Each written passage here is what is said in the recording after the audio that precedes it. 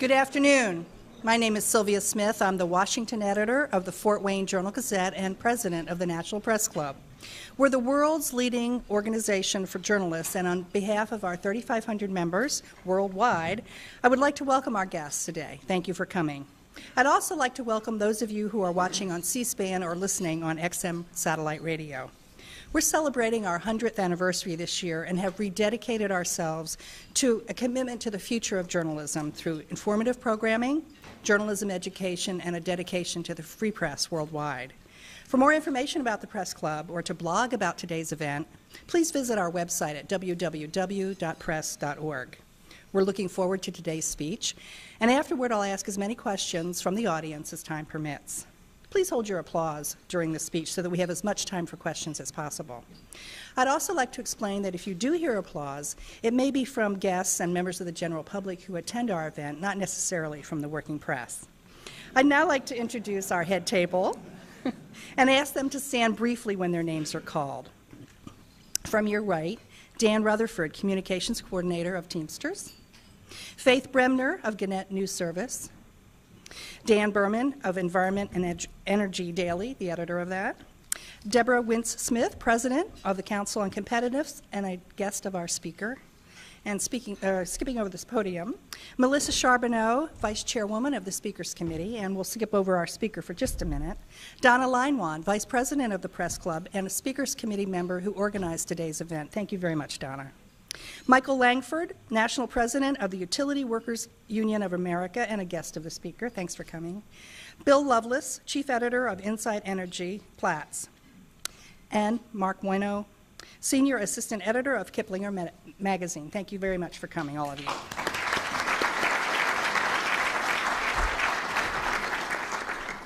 Public opinion polls this year find Americans far more concerned about energy and gas prices, even surpassing health care as a top concern. With oil at $100 a barrel, the country appears receptive to focusing on America's energy situation. Whether it's more corn turned into ethanol, more windmills, or more nuclear power plants, Americans appear receptive to almost anything homegrown. There's less of a consensus about drilling near U.S. shores, of course. At the Republican convention, a ubiquitous chant was "drill, baby, drill." And when have we heard that at a political convention? But Barack Obama calls drilling a stopgap measure, not a long-term solution. That disagreement aside, it's clear from the campaign rhetoric that whomever is in the Oval Office next year plans to make energy independence a priority. And some would say that's not too soon, none too soon. Energy consumption worldwide has doubled in the past 40 years. Given the global population growth rate and the pace of development, energy use is on a trend to double again in another 40 years. The broad strokes of the presidential candidate's intentions will have to become more detailed plans, and that's where today's speaker comes in. Among her other responsibilities, Shirley Ann Jackson is the Vice Chairwoman of the Council on Competitiveness, where she co-chairs the Energy, Security, Innovation, and Sustainability Initiative. The group has a 100-day action plan for President McCain or President Obama. The Council says this plan will help the U.S. achieve energy security and stimulate energy innovation without sacrificing the environment. Jackson says the President should issue a national call to action to address energy challenges, saying that the energy security is the space race of this millennium. About a year ago, as gas prices were rising, the Council began developing this plan with input from more than 200 CEOs, university presidents, labor leaders, and energy experts, and I'd like to see all them in a room. Dr. Jackson is uniquely positioned to weigh in on energy policy. The National Science Board last year, in awarding her its Vannevar Bush Award, cited Jackson's lifetime of achievements in scientific research, education, and senior statesman-like contributions to public policy. And when they said lifetime, they weren't kidding. Jackson's scientific research began at an early age. As a youngster in Washington, D.C., she kept bees under the porch and observed how they reacted to changes in diet and environment. Her interest in science and math led her to become an MIT-educated physicist, first at Bell Labs and then at Rutgers University. Now the president of Rensselaer Polytechnic Institute, New York, Jackson is the former chairman of the U.S. Nuclear Regulatory Commission and president of the Association for the Advancement of Science. She serves on the board of the Smithsonian Institution and as a director for 7 publicly traded boards, including IBM, FedEx, and Marathon Oil. She's also the former director of a New Jersey utility company that operates nuclear power plants.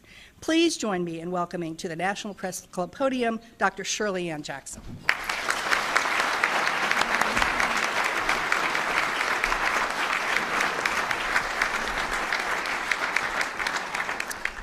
Thank you, Ms. Smith, for that warm introduction. Good afternoon. When a great nation faces great challenge, its full capacity and talent are called into play. We confront such a time now. We are caught as never before in a double grip: the need for national and global energy security and legitimate alarm over our planet's climate change. Issues that ensue from these twin realities, complex geopolitical and geostrategic challenges, unprecedented wealth transfer from one group of nations to another, the profusion of investment choices before us, require vision, careful analysis, coherent thinking, and finally, action. The question is, what action? A year ago, the Council on Competitiveness set out to find answers through its Energy Security, Innovation, and Sustainability Initiative. My colleagues in leading this effort are James W. Owens, Chairman and Chief Executive Officer of Caterpillar, and Mike Langford, National President of the Utility Workers Union of America. Working with others in industry, academia, and labor, we have used the ESIS initiative, as we call it, to examine, in a series of progressive dialogues, the implications of today's energy challenges for American competitiveness and the strength of our economy. 2 previous ESIS reports based on the dialogues underscore the lack of cohesive action in U.S. industry and government, the woeful underinvestment in improving U.S. energy efficiency, and the urgent need for bold leadership and decisive action. Today, the ESIS leadership is releasing an action plan for the first 100 days of the new administration. It reflects the thinking of a broad-based, multi-sector coalition of industry, labor, and academic leaders with significant participation from high-level government, energy, and economics experts. We will continue this initiative through early next year, holding regional dialogues and releasing additional reports. Next spring, we will issue a complete, comprehensive report. The action plan we released today is a beginning and allows us to leverage the political capital afforded a new administration in its first 100 days. Before I lay out the action plan steps, we must understand the broader context. On a worldwide scale, a seismic restructuring of the global energy system is underway. New energy markets are providing opportunity and options for new players.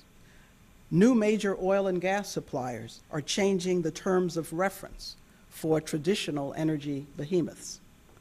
Oil-generated wealth and other energy-related economic factors are influencing the state of play in global financial markets.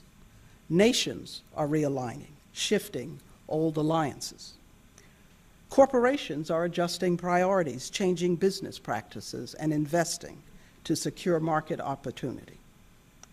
Climate change mitigation is stimulating investments in new energy sources, new technologies, and driving new trading schemes.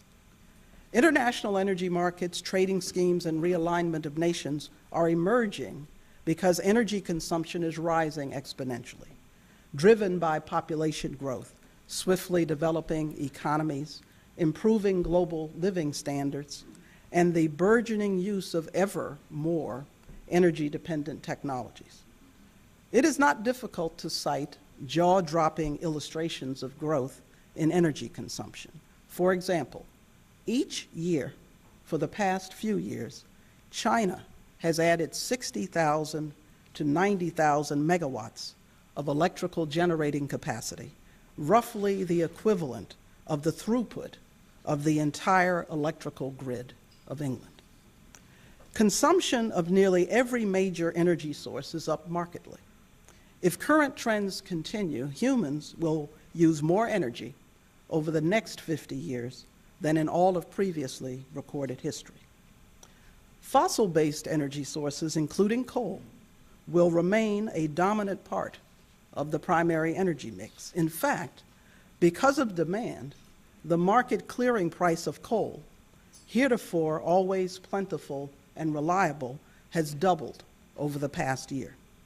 We may only speculate on the effect of this growth in demand on the state of our planet's environmental health. The original 7 sisters, which became 4 after mergers in the 1990s, Western companies that controlled Middle East oil after World War II, are losing prominence to a new set of 7. Saudi Aramco, Russia's Gazprom, China's CNPC, NIOC of Iran, Venezuela's PDVSA, Brazil's Petrobras, and Petronas of Malaysia controlled almost a third of the world's oil and gas production and more than a third of its total reserves. The remaining 4 old sisters produce about 10% of the world's oil and gas and hold just 3% of reserves. The International Energy Agency estimates that 90% of new production over the next 4 decades will come from developing countries, a significant shift from the past 30 years when 40% came from industrialized nations. This swing in fortunes is leading supply countries and their national oil companies to alter contract terms with traditional international oil and gas companies for greater ownership, greater operation of assets, and greater revenue share. Increasingly, they seek as well to develop their own integrated supply chains, from exploration and production to refining, marketing, and transportation. Energy supply continues to worry European Union countries, which import 80% of their oil and gas. Russia uses its oil and gas abundance to lock up deals with more and more European countries, even as many of them fret that Russia is using its dominant energy position as a political tool. As a consequence, the EU is developing strategies for new and renewable energy sources and for energy efficiency, both to assure supply through diversification and to mitigate climate change. Many speculate that Russia's recent invasion of Georgia was spurred by Georgia's role in developing energy routes to supply EU countries with oil and gas from non-Russian sources, reducing their dependence on Russian gas and oil. China, too, has been on a worldwide march to lock up energy supplies and other resources such as minerals and heavy metals. We see this especially in Africa, where China trades infrastructure development, sometimes education, and always embassy presence and diplomatic recognition for such access. Worldwide, the private sector is making large capital investments in renewable energy technologies. The United Nations Environment Program found that investment capital flowing into sustainable energy, especially wind, solar, and biofuels, more than doubled in just 2 years, from $28 billion in 2004 to $71 billion in 2006. The International Energy Agency estimates that as much as $16 trillion will be invested in the energy sector through 2030. All of this deserves a more complete examination than I can give today. But even within this limited context, it is clear that it is time to move beyond the term energy independence. The global trading system, global dispersion of energy resources, globally linked energy and other supply chains, and the effects of natural disasters, terrorism, or war all tell us that we are globally interlinked with regard to energy and our overall economy. Our focus then must be on energy security with as much national energy self-sufficiency as we can muster. The United States must shape more comprehensive national energy goals and strategies, taking greater account of the global energy system restructuring, its impact on energy markets, and on our foreign policy. Of course, our national energy challenge is not new. In 1973, President Nixon called for energy independence in response to an OPEC oil embargo. Project independence lowered highway speeds, converted power plants to coal, prompted completion of the Trans-Alaska Pipeline, and diverted federal highway construction funds to mass transit. Sound familiar? The Ford administration attempted to secure our national oil supply. The Strategic Petroleum Reserve was the result.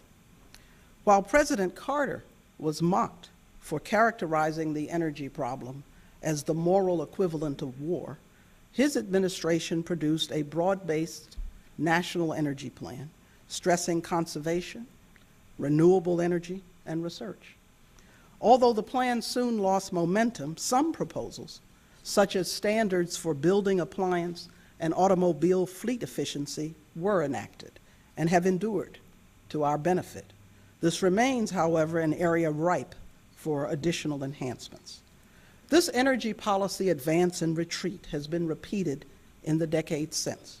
Every few years, an event, the Iraqi invasion of Kuwait, brownouts in California, drill rig and refinery damage from Hurricane Katrina, skyrocketing prices at the gasoline pump, stirs attention, trepidation, and limited action.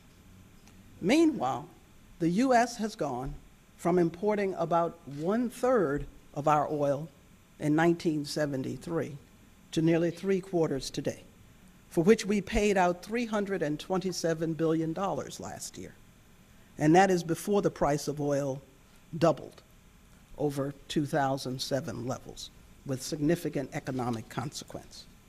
This is the briefest snapshot of a highly complex picture. It will require a correspondingly complex response. And this time, we must get it right. To jumpstart U.S. action toward a comprehensive energy security roadmap, the Council on Competitiveness has extracted from its ESIS work a first 100 days action agenda for the 44th President of the United States and the new Congress. Some of the key elements are these. First, the next president must mandate that federal procurement for goods, services, new construction, and facilities retrofit lead the market toward higher energy efficiency standards with concomitant reduction of carbon load. Such leadership by example and requirement will encourage the private sector in this direction. The next administration must encourage the development and utilization of all energy sources in a sustainable way by equalizing energy source subsidies and by creating incentives for discovery and deployment of new energy sources. One means to accomplish this is to direct the Office of Management and Budget to create a cross-governmental task group to identify barriers to various sources of energy production and to issue a presidential executive order or to propose legislation as necessary to construct a consistent investment framework for clean energy development.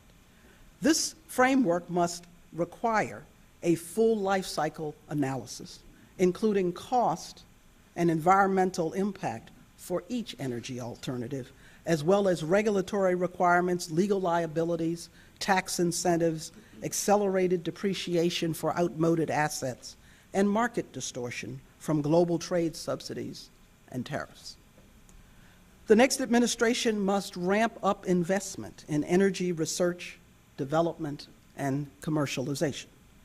This means at least tripling, some say more, the current federal investment in basic and applied energy research and development.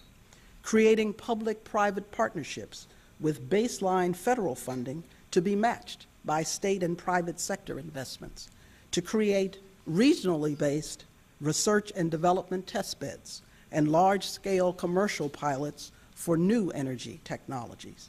It means expanding federal programs and creating new initiatives that provide financing for clean energy startup businesses, support for existing small and medium-sized businesses in the development and deployment of clean energy technologies, and funding for pre-commercialization of technologies for clean energy. So the next administration should establish a $200 billion national clean energy bank modeled on the U.S. Export-Import Bank and the Overseas Private Investment Corporation, OPIC, to provide long-term financing for private sector investment in sustainable energy solutions that reduce, avoid, or sequester carbon, for their deployment to market, and for development of supporting infrastructure. This approach recognizes the crucial role of private sector demand and action in driving energy system transformation, a role largely unrecognized and unaddressed in previous policy initiatives. These measures begin to address our national need for redundancy of supply and diversity of source, to provide protection against supply disruption, whether from natural disaster or geopolitical instability, and against price volatility. These are pathways to greater energy self-sufficiency. They also offer an entry point for linking optimum source to sector of use. In other words, for thinking strategically about how each sector is best matched to its supply source for efficiency, sustainability, reliability, and cost effectiveness. For example, both presidential candidates have advocated greater use of plug-in hybrid and electric vehicles. This would reduce carbon emissions from the transportation sector, but we will need to account for the correspondingly greater burden on the electricity generation and transmission sectors, as well as the potential need for new sources for generation. The new president must mobilize an energy workforce, a subset of the invaluable science and engineering professionals who comprise our national innovation engine, by creating a $300 million clean energy workforce readiness program, augmented with state and private sector funding. This would foster partnerships with the energy industry, universities, community colleges, workforce boards, technical schools, labor unions, and the U.S. military. Within the context of providing support for advanced study across a range of fields, creating competitive, portable undergraduate and graduate fellowships for study in energy-related disciplines for American citizens should be a special focus.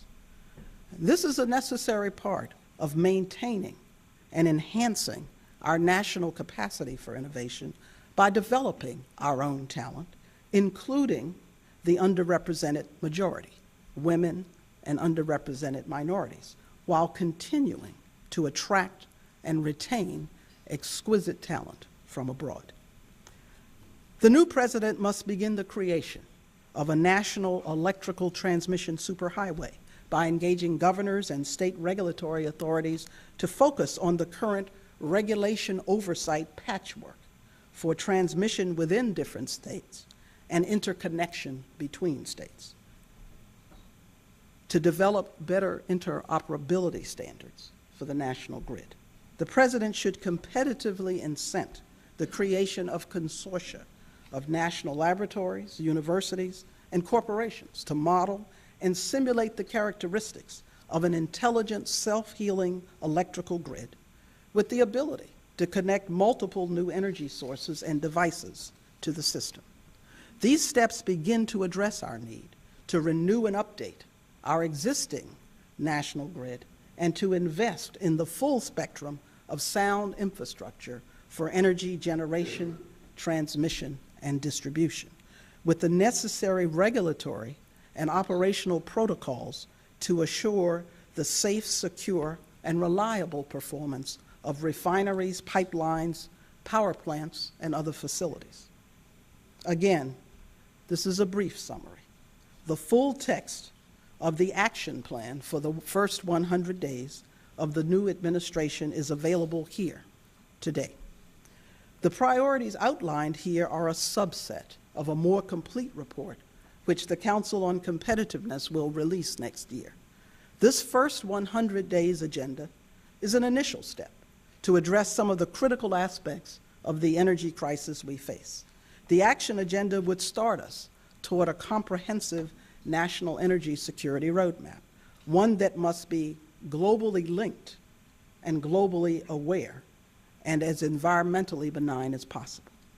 To chart such a roadmap will require the full weight and leadership of the nation's chief executive, strong, coordinated leadership in the Congress and at state levels. We invite the next administration, within its first 100 days, to draw on the resources and work of the Council on Competitiveness and other coalitions of leaders across multiple sectors concerned about our energy future. The good news is that energy has begun to garner greater focus, but it is imperative that focus become action. We are a great nation. We have immense initiative, strong financial capacity, creativity, exceptional talent, strong capital markets in spite of what we've seen, and a shared history of uniting around difficult and complex challenges. We split the atom. We put man on the moon. Energy security is the greatest challenge and the greatest opportunity of our time. A national call to action will ignite our collective imagination, spark a new era of innovation, stimulate our economy, open new markets, unleash our national potential, and enhance our economic and national security. But we must begin. The next president must send a clear signal in the first 100 days that will move us from rhetoric to reality. Thank you very much.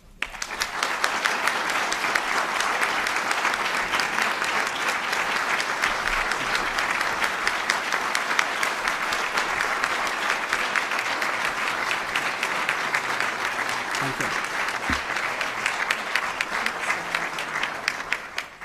On your last point, is there one thing that the next president could do to signal to the country that he will make this a major dominant initiative in the first 100 days? What would that one symbolic thing be? Well, many people say, and I agree, that energy use avoided is energy gained. Federal procurement policy is something the federal government can do straight away. And to use that to drive greater efficiency standards for those who wish to do business with the government is an important thing. But fundamentally, all of these things are actionable within the first 100 days. So on that point, the government could say, we're only dealing with businesses that meet some energy efficiency level. Give us some other examples, some concrete examples that the White House could direct in that regard. Well, you know, the government builds buildings. Contractors could be asked to meet certain building efficiency standards. The government procures vehicles. One can use that to extract greater efficiency standards. Such standards can be put into place for retrofitting existing buildings. These are some of the things that are obvious and could be done.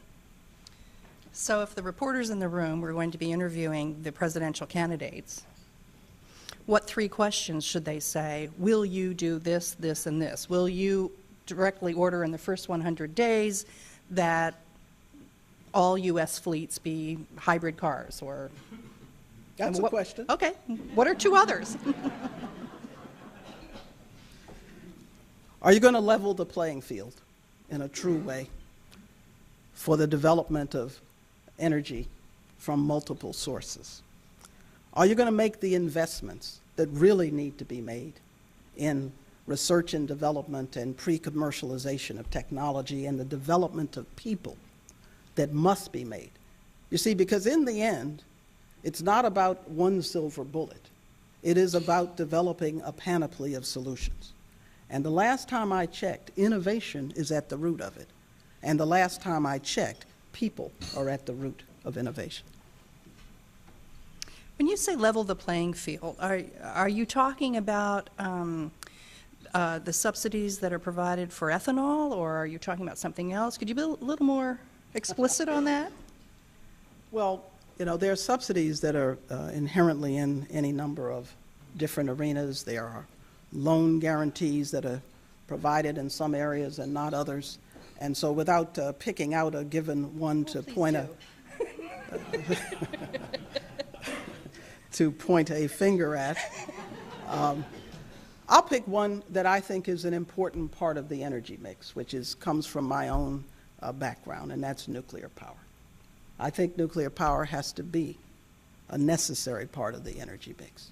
But nuclear power, for reasons that actually people need to think more about, has certain kinds of insurance and loan guarantees built into it.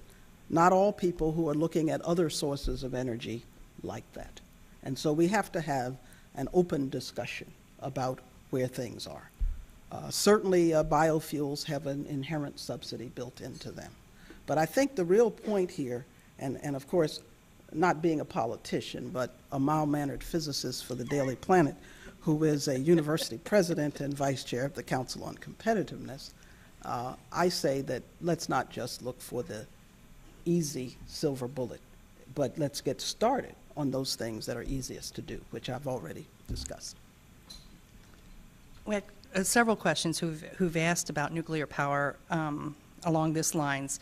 Why haven't Americans embraced nuclear power as Europeans and Canadians have done, and what should be done to change nuclear power's image? Well, other countries, in many ways, have had less options, fewer options than the U.S. has had, less opportunity.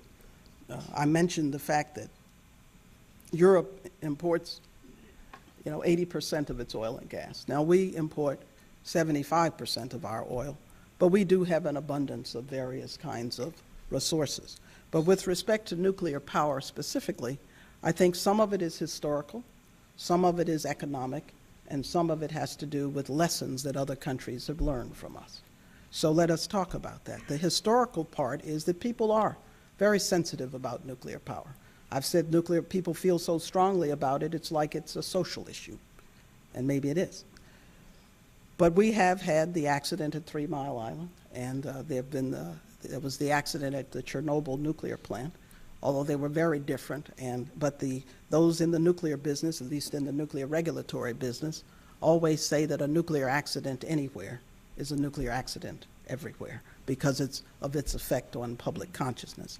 People worry about proliferation concerns that have to do with the fuel cycle. But more importantly, which actually gets overlooked, is that the economics of how nuclear power really got going in this country and the costs that went into building a lot of the early plants really put the nuclear industry on an untenable footing. Now, I'm happy to say that the safety and the operational performance of nuclear power plants in this country today is such that nuclear, at least on an operational basis, is very competitive with any of the cheaper power sources.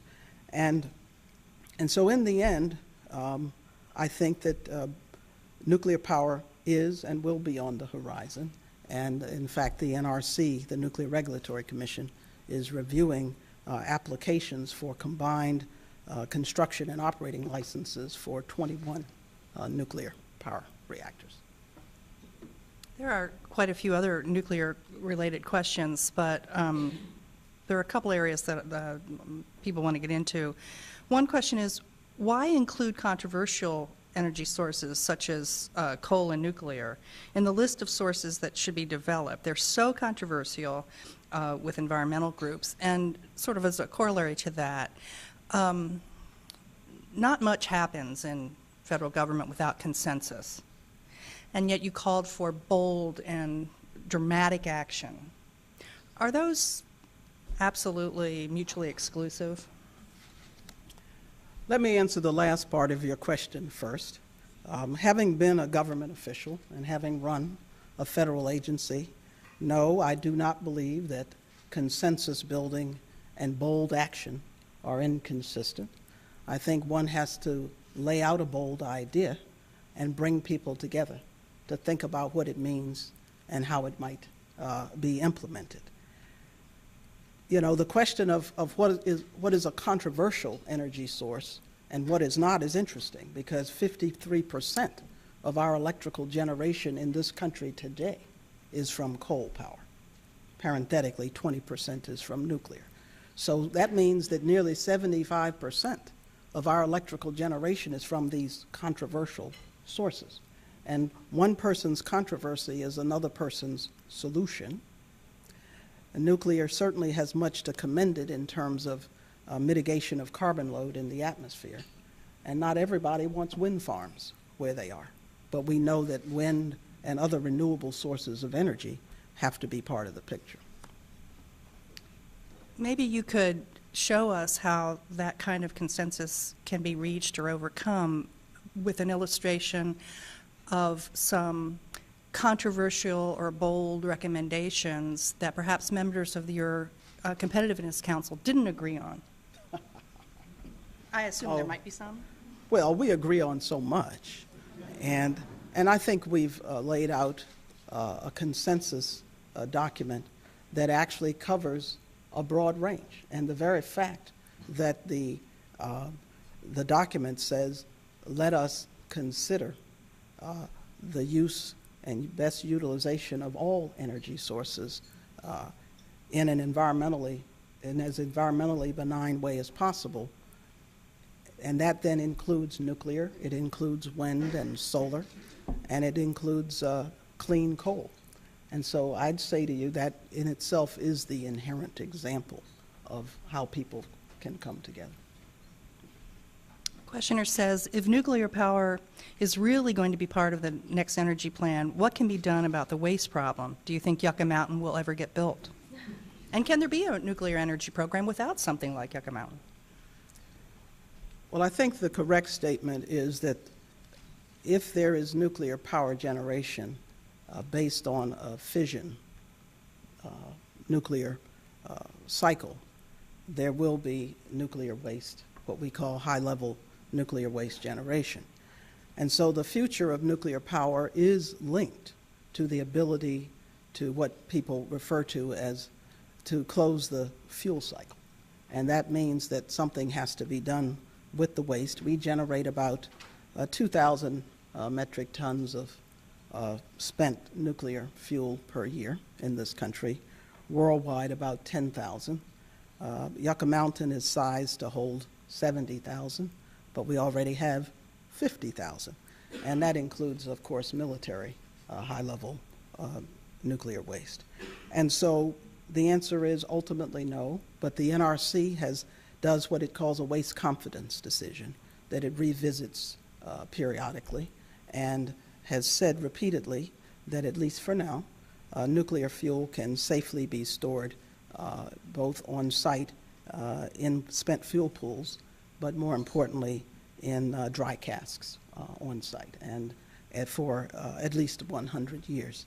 And I hope that within that period of time we have the opportunity, but in a much shorter period of time, to come to closure on these issues of closing the fuel cycle, whether it's through a deep geologic repository for spent nuclear fuel, or through some other form of reprocessing or closing the fuel cycle. And I say that knowing that reprocessing is a no-no, but in fact, the Department of Energy has the GNET program, the Global Nuclear Energy Partnership, with a number of other advanced nuclear countries looking at questions of advanced fuel cycles, looking at reactors that can, and fuel design where the fuel can last for much longer periods of time, sort of avoiding having to pile up the nuclear spent fuel.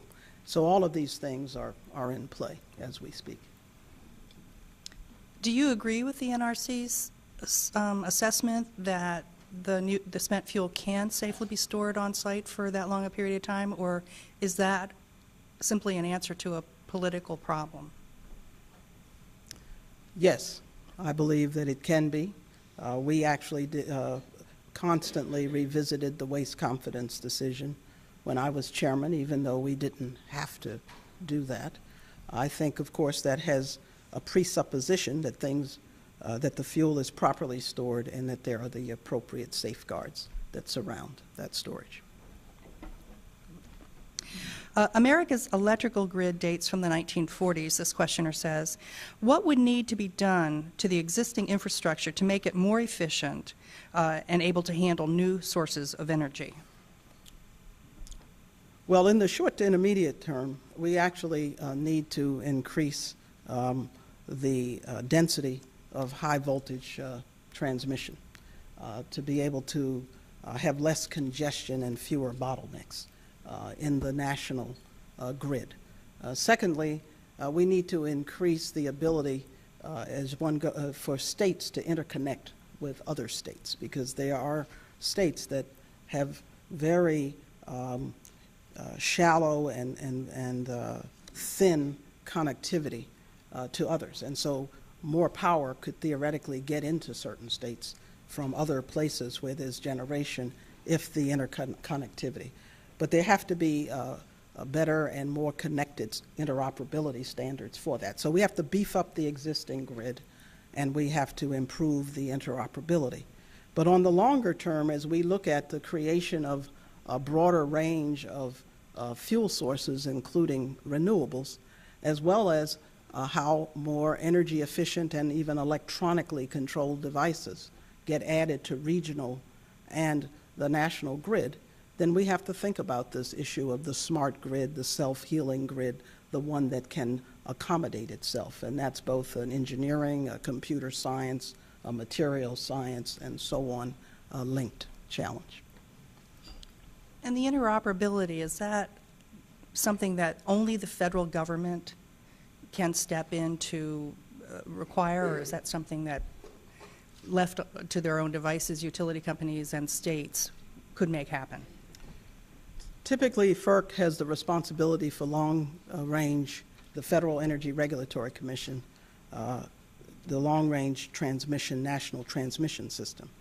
The distribution within states tend to fall under state authorities and utility commissions and so forth. And so obviously the federal government has to work with the governors of the states as well as with state regulatory and other authorities in order to work through these issues of interoperability and how they affect the overall national transmission system. Questioner says, do you endorse a carbon tax? Do you endorse a 10-year goal of energy independence or of carbon neutrality? And then I'd also like to ask, what do you think of carbon trading?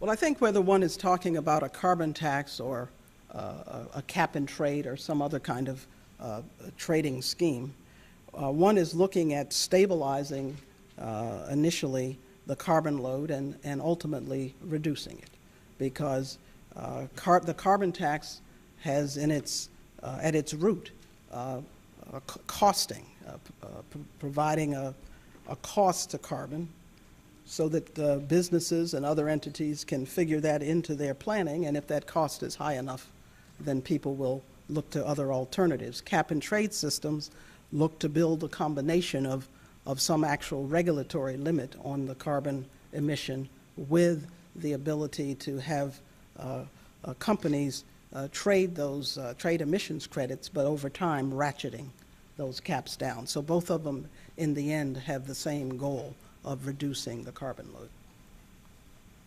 What do you think of the idea of taking the entire amount of the U.S. ag subsidies and saying that anybody who generates enough power on their own land could receive a subsidy, like, say, by a windmill that operates your farm and then turns some back to the grid?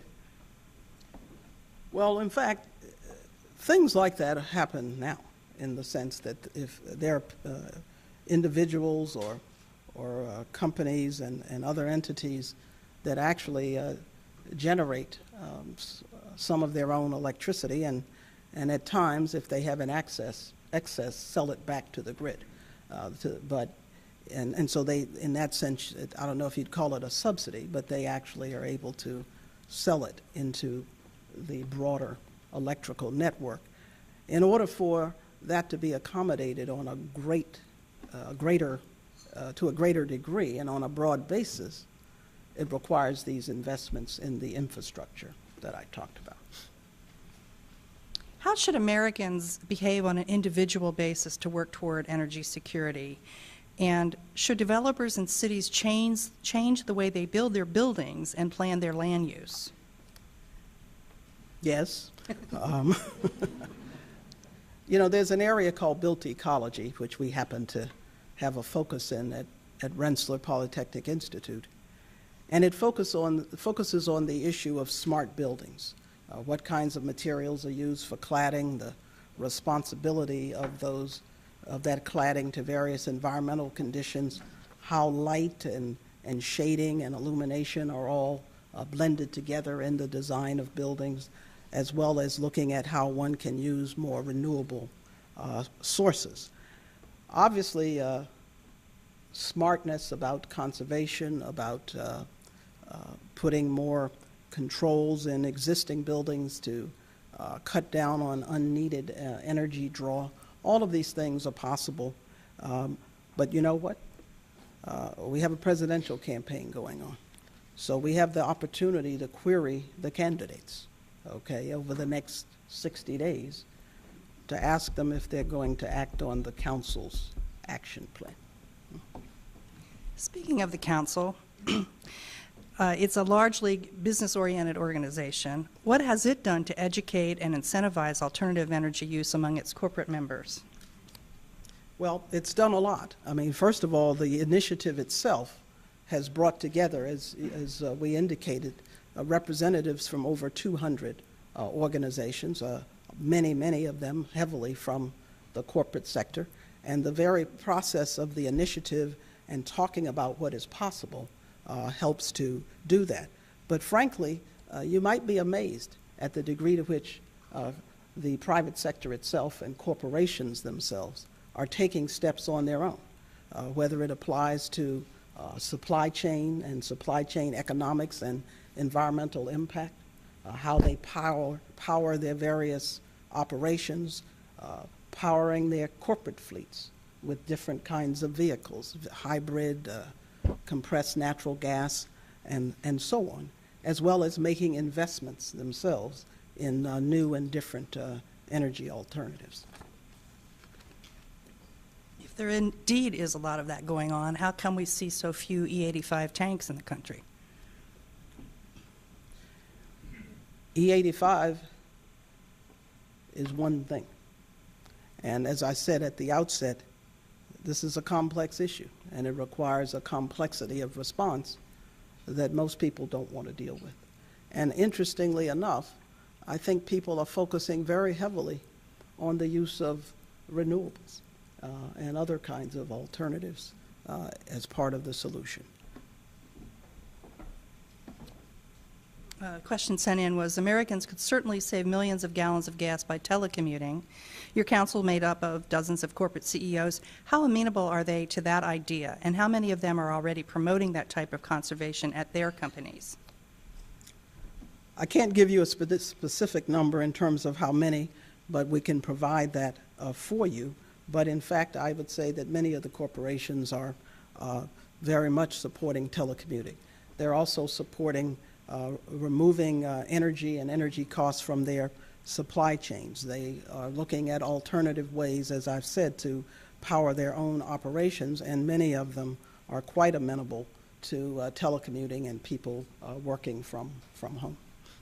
Even universities are doing it. Oh, so tell us about RPI's fleet. Well, we have a fleet that ranges from conventional power sources to electrical. We also have turbine power on the campus. We have solar power. We're retrofitting. Rensselaer is almost 200 years old. It was founded in 1824. So universities have very old physical plants. We tend not to tear them down. It's very expensive.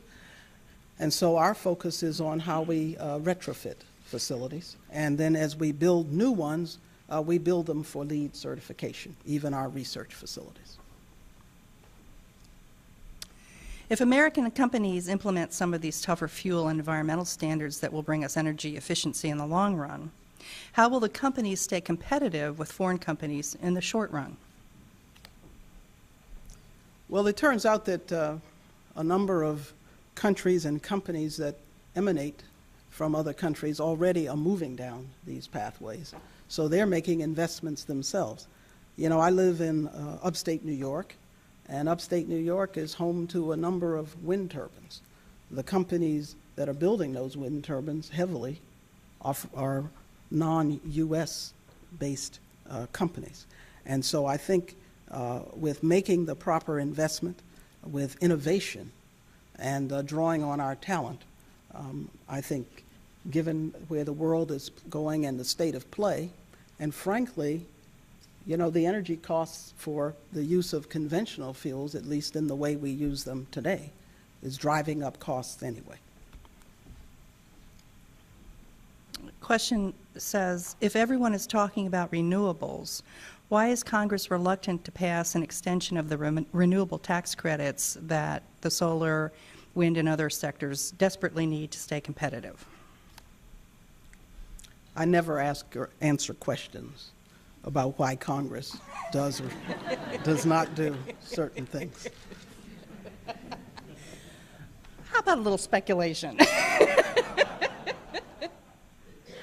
Well, at the moment, Congress probably has other things on its mind with its members working to be reelected. But I do believe the following. I think the fact that energy and energy security have garnered as much attention as they have, the fact that you do have a broad-based consortia, such as the Council on Competitiveness initiative, the fact that our economy and our citizens are suffering because of the run-up, particularly in petroleum-based products, really give the new administration, the next president, and the next Congress essentially a mandate to do something, to get started, to take bold action, if they'll do that. Question says, last year President Bush signed the Energy Independence and Security Act, which requires fuel producers to supply at least 36 billion gallons of renewable fuel in 2022 and establish a mandatory fuel economy standard of 35 miles an hour by 2020. Why isn't this sufficient? If this is what Congress arrived at, is there political will to do more? As I said, I can't speak to political will, but I can speak to opportunity and potential mandate. It's interesting that the fuel economy standard of 35 miles per gallon by 2020 was built into this particular legislation. Now, of course, that's a corporate average fuel economy standard, but you know that we already have car manufacturers advertising cars with differences from last year, with their fuel efficiency already going from in the 20s to 35 and more. So in fact, the standard probably is already out of date.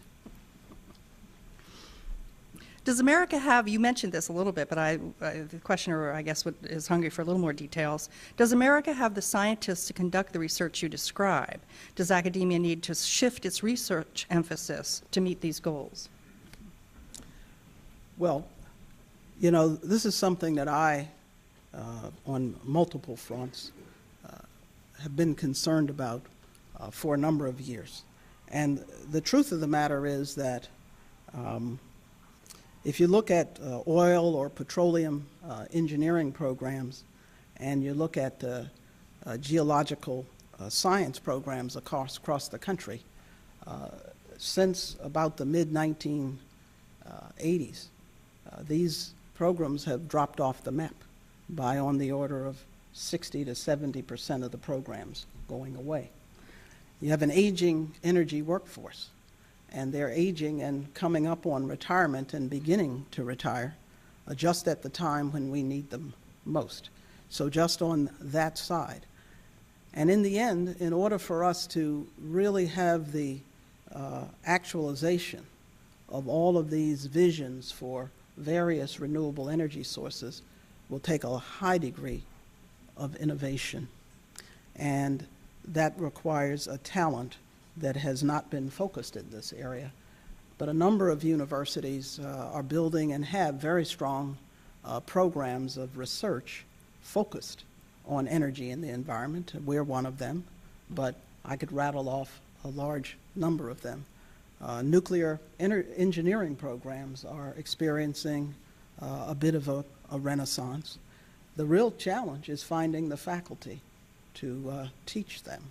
And so a number of energy companies as well are beginning to provide internships and financial support for students. But you know, it takes years to really educate and develop a high-performing nuclear engineer or geoscientist. And that is why you hear many, many university presidents, even corporate leaders and others from multiple sectors, the council itself, call for investing now and in a consistent way in the education of the next generation of scientists, but also to restore the level of funding and even go beyond for research and little d development that we really need to both sustain programs in universities, educate the next generation of innovators, and make the breakthroughs that we need. We're almost out of time, but before asking the last question, a couple of things I wanted to remind our members of. Future speakers include tomorrow Secretary Michael Chertoff of the Department of Homeland Security, who will talk about all of the above, our strategy against terrorism. On September 19th, we have the President of Colombia, President Uribe. On September 22nd, we have T. Boone Pickens, Chairman of BP Capital Management. And this Saturday is the Press Club's 5K Run Walk, which raises money for our scholarship fund. And I would also like to present our speaker with the NPC Centennial Mug. Thank you. And now for the last question. Your fondness of honeybees from your childhood, I wonder if you had any thoughts currently about the disappearance of honeybees and whether that is a message to us that also involves the kinds of issues that you've brought to our attention today. Well, what Ms. Smith is talking about is what's called CCD. It stands for Colony Collapse Disorder, where bee colonies are just disappearing.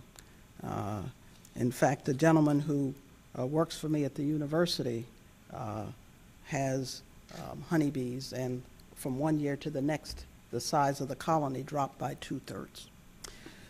So people don't totally know whether there's some kind of a virus or if there's an environmental effect. It's interesting that you ask that because I gave the commencement address at the University of Rochester about a year ago, and I talked about this disorder. But the point I made was that it is a bigger issue of greater import than most people believe, because bees are very important for cross-pollination of crops, and so they're very important for our agriculture, not just for honey extraction. But the solution has to come from very fundamental research and how that translates into what we can do today. And so it plays into what we've been discussing in terms of the importance of scientific discovery and technological innovation and how it gets married with public policy to help provide solutions to what may appear to be challenges of mysterious origin and challenges of origins we understand, but whose solutions are mysteries today. And so we have to have the research, the development, the people, the incentives, the unleashing of the private sector and government leadership to make everything come together. Thank you very much. Dr. Jackson, thank you so much. Thank you. Thank you very much.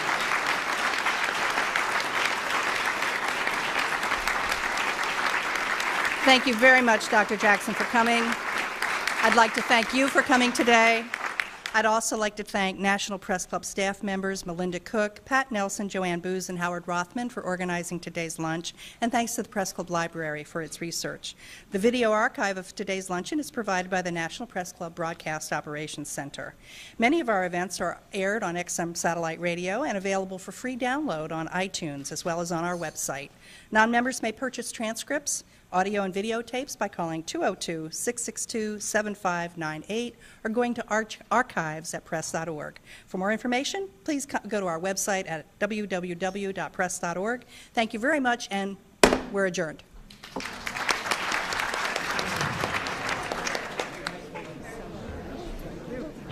I did. Good, you're tough. You're trying to pin me down. Saying that the energy security is the space race of this millennium. About a year ago, as gas prices were rising, the Council began developing this plan with input from more than 200 CEOs, university presidents, labor leaders, and energy experts, and I'd like to see all them in a room. Dr. Jackson is uniquely positioned to weigh in on energy policy. The National Science Board last year, in awarding her its Vannevar Bush Award, cited Jackson's lifetime of achievements in scientific research, education, and senior statesman-like contributions to public policy. And when they said lifetime, they weren't kidding. Jackson's scientific research began at an early age. As a youngster in Washington, D.C., she kept bees under the porch and observed how they reacted to changes in diet and environment. Her interest in science and math led her to become an MIT-educated physicist, first at Bell Labs and then at Rutgers University. Now the president of Rensselaer Polytechnic Institute, New York, Jackson is the former chairman of the U.S. Nuclear Regulatory Commission and president of the Association for the Advancement of Science. She serves on the board of the Smithsonian Institution and as a director for 7 publicly traded boards, including IBM, FedEx, and Marathon Oil. She's also the former director of a New Jersey utility company that operates nuclear power plants. Please join me in welcoming to the National Press Club podium Dr. Shirley Ann Jackson.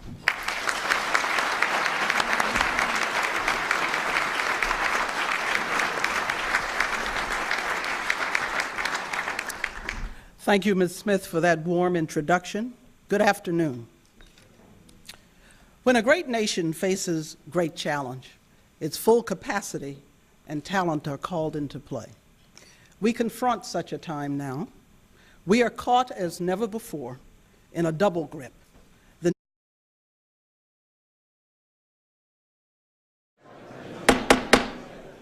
Good afternoon.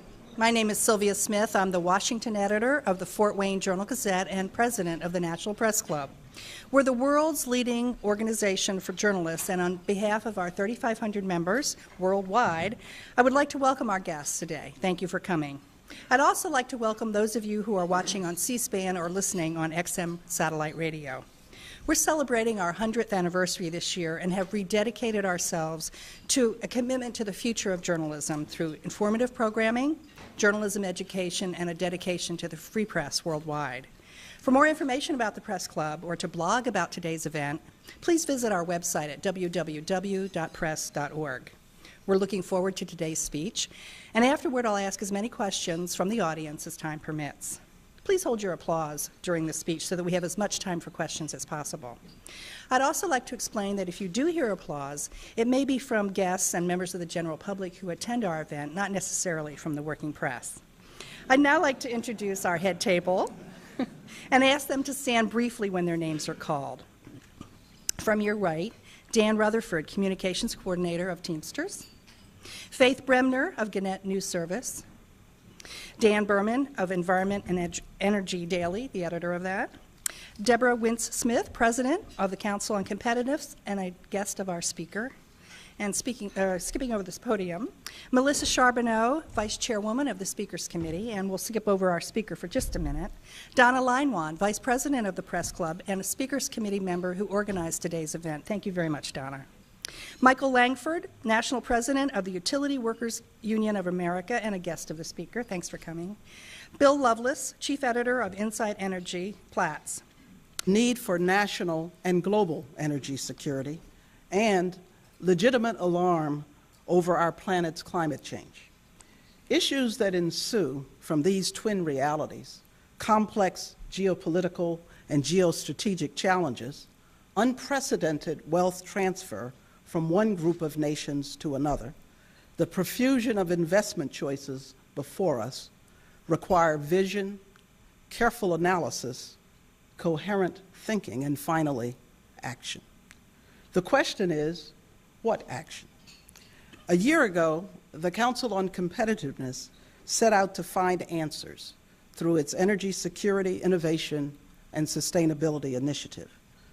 My colleagues in leading this effort are James W. Owens, Chairman and Chief Executive Officer of Caterpillar, and Mike Langford, National President of the Utility Workers Union of America. Working with others in industry, academia, and labor, we have used the ESIS initiative, as we call it, to examine, in a series of progressive dialogues, the implications of today's energy challenges for American competitiveness and the strength of our economy. Two previous ESIS reports based on the dialogues underscore the lack of cohesive action in U.S. industry and government, the woeful underinvestment in improving U.S. energy efficiency, and the urgent need for bold leadership and decisive action. Today, the ESIS leadership is releasing an action plan for the first 100 days of the new administration. It reflects the thinking of a broad-based, multi-sector coalition of industry, labor, and academic leaders with significant participation from high-level government, energy, and economics experts. We will continue this initiative through early next year, holding regional dialogues and releasing additional reports. Next spring, we will issue a complete, comprehensive report. The action plan we released today is a beginning and allows us to leverage the political capital afforded a new administration in its first 100 days. Before I lay out the action plan steps, we must understand the broader context. On a worldwide scale, a seismic restructuring of the global energy system is underway. New energy markets are providing opportunity and options for new players. New major oil and gas suppliers are changing the terms of reference for traditional energy behemoths. Oil-generated wealth and other energy-related economic factors are influencing the state of play in global financial markets. Nations are realigning, shifting old alliances. Corporations are adjusting priorities, changing business practices, and investing to secure market opportunity. Climate change mitigation is stimulating investments in new energy sources, new technologies, and driving new trading schemes. International energy markets, trading schemes, and realignment of nations are emerging because energy consumption is rising exponentially, driven by population growth, swiftly developing economies, improving global living standards, and the burgeoning use of ever more energy-dependent technologies. It is not difficult to cite. And Mark Bueno, Senior Assistant Editor of Kiplinger Magazine. Thank you very much for coming, all of you.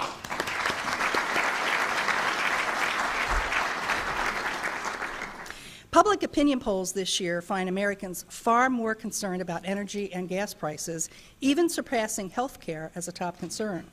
With oil at $100 a barrel, the country appears receptive to focusing on America's energy situation. Whether it's more corn turned into ethanol, more windmills, or more nuclear power plants, Americans appear receptive to almost anything homegrown. There's less of a consensus about drilling near U.S. shores, of course. At the Republican convention, a ubiquitous chant was "drill, baby, drill." And when have we heard that at a political convention? But Barack Obama calls drilling a stopgap measure, not a long-term solution.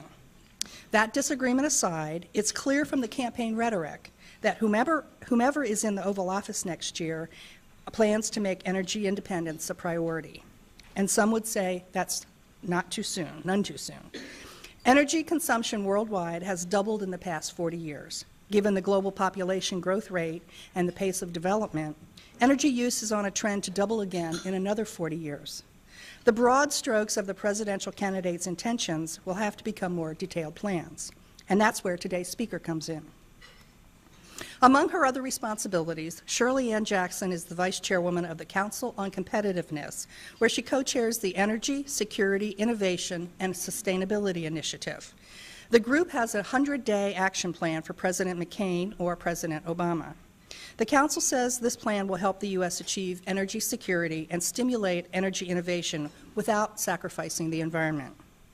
Jackson says the President should issue a national call to action to address energy challenges,